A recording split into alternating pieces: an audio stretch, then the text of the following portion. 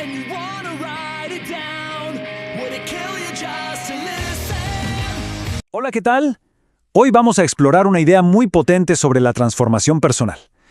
Vamos a ver qué significa ser un discípulo, pero no como una simple etiqueta religiosa, sino como una forma completamente nueva y, la verdad, bastante radical de vivir. Y todo arranca con esta idea fundamental. Ojo, que no se trata solo de creer en algo, sino de tomar una decisión activa de vivir distinto. Es un llamado a la acción, a mover las prioridades y a cambiar por completo la perspectiva. Y esto, sobre todo en un contexto de rehabilitación o de un cambio profundo, es crucial. ¿Qué quiere decir? Pues significa dejar de intentar controlarlo todo, soltar las riendas y aceptar que, se necesita ayuda para este camino.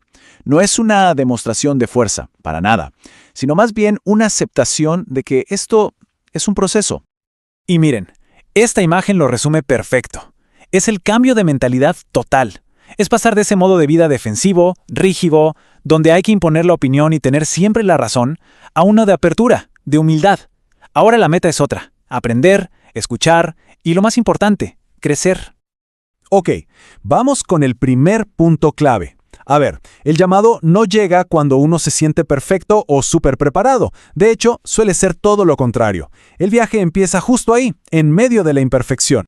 Y si no, pensemos en los ejemplos originales, ¿no? Los primeros discípulos no eran la élite de su tiempo, eran gente común, pescadores, recaudadores de impuestos, gente sin formación y, para ser sinceros, con un carácter bastante inestable. Jesús los llamó así, tal cual, en medio de su vida, no después de que se hubieran arreglado.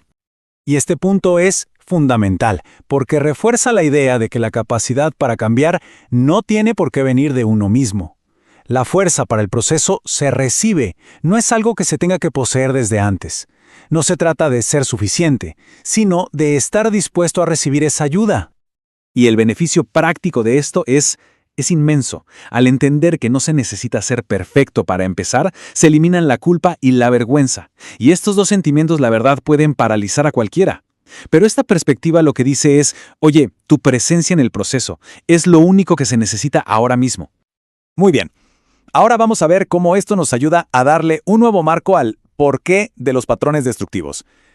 La idea aquí es que, incluso en la adicción, había una búsqueda de algo bueno, aunque estuviera mal dirigida.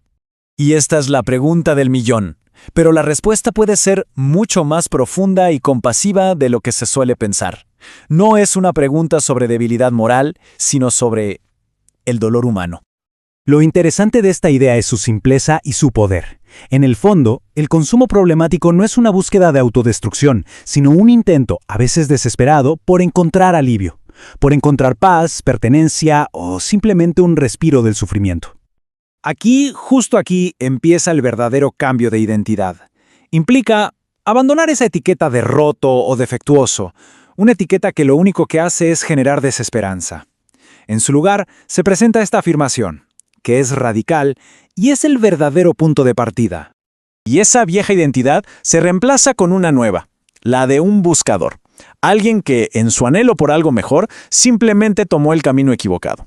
Ahora, el trabajo es aprender a buscar en el lugar correcto.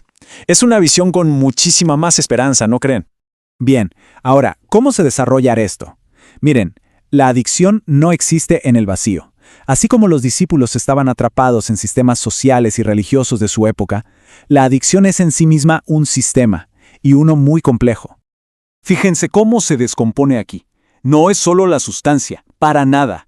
Es todo un ecosistema, hábitos súper arraigados, relaciones que refuerzan el consumo, lugares que actúan como detonantes y, claro, patrones de pensamiento automáticos que mantienen el ciclo andando. Y por eso la lógica de la rehabilitación es tan clara. No se puede esperar un cambio por dentro si el sistema de afuera sigue intacto. Al cambiar el entorno, al crear un espacio seguro y con estructura, se le da al interior la oportunidad de empezar a sanar y a transformarse. Ahora volvemos a un tema central, la humanidad imperfecta. Es que es fundamental normalizar la experiencia de ser contradictorio, de tener dudas, de entender que el progreso no es una línea recta. Y de nuevo, los discípulos son el ejemplo perfecto. Ellos dudaron, sí, huyeron en el momento más crítico, discutían por quién era el más importante, e incluso uno de los más cercanos negó a Jesús. Y a pesar de todo eso, el trabajo con ellos siguió. Entonces, el punto crucial es este. Lo que importa para empezar no es un historial impecable o una voluntad de hierro. No, es la simple disposición. El deseo, aunque sea pequeño, de que las cosas sean diferentes. Es el único requisito para dar el primer paso. Esta es, de verdad, una de las afirmaciones más liberadoras que hay. La recuperación no es lineal. Va a haber días de una convicción increíble y días de duda total. Y esa variación no es una señal de fracaso, es simplemente la naturaleza de ser humano en un proceso de cambio tan profundo. Y todo esto nos lleva a la metáfora final, una que redefine por completo la identidad de alguien en recuperación. Ya no es verse como un producto dañado, sino como algo lleno de potencial. Esta promesa es como la base de esa nueva identidad. Sugiere que el proceso, una vez que empieza, está siendo guiado hacia un buen fin, que no depende únicamente de la fuerza de voluntad de la persona. Y aquí está, el cambio de etiqueta definitivo. Se deja atrás esa identidad de caso perdido, que suena a sentencia final, ¿no? Y se adopta la de proyecto en construcción. Y eso implica movimiento, esperanza, futuro y la dignidad de ser un trabajo en progreso. Y vamos a terminar con este pensamiento, que es un poco provocador. La razón para estar en un proceso de cambio no es una admisión final de que se ha fracasado.